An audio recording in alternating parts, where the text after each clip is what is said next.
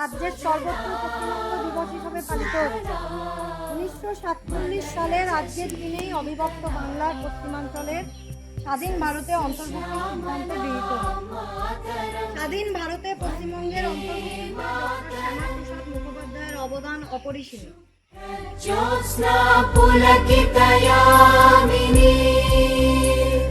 পুল্লকুসুমিত দ্রুমদল শোভিনী সুহাসিনী সুমধুর ভাষিণী सुखदां वरदां मातरं वन्दे मातरं वन्दे मातरं सुजलां सुफलां मलयज शीतलां सस्यश्यामलां मातरं वन्दे मातरम्।